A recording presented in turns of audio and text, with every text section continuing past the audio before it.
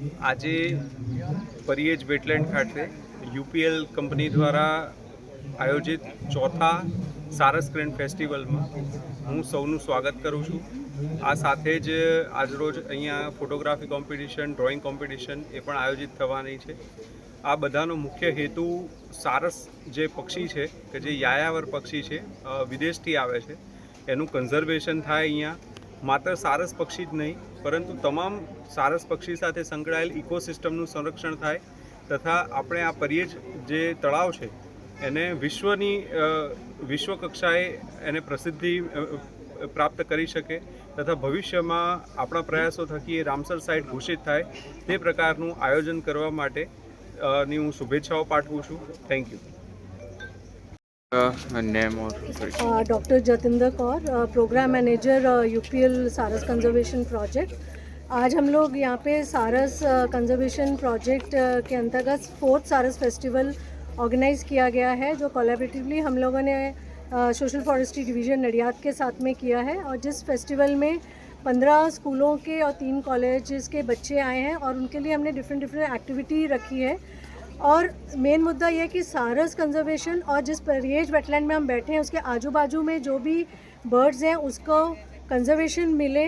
सारस का जो पॉपुलेशन है मातर तालुका में सबसे ज़्यादा है और उस पर स्टूडेंट्स की जनभागीदारी, खेडूत मित्रों की जनभागीदारी, सब लोग एक साथ मिलकर अगर हम लोग सारस को और आजू.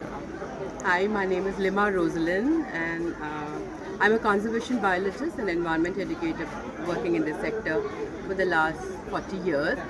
So हम UPL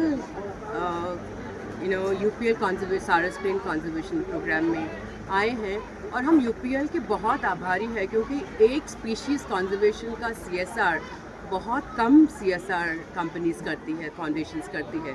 तो UPL I think it's quite a Pioneer इस हिसाब से.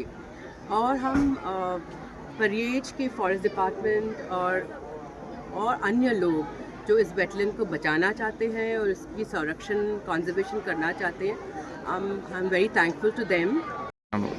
હું Bhargav Pipaliya, range forest officer Matar. આજે અહીંયા 4th સારસ ગ્રેન્ડ ફેસ્ટિવલ અને વર્લ્ડ વેટલેન્ડ ડે નિમિત્તે એક જનજાગૃતિ કાર્યક્રમનું આયોજન કરવામાં આવ્યું હતું.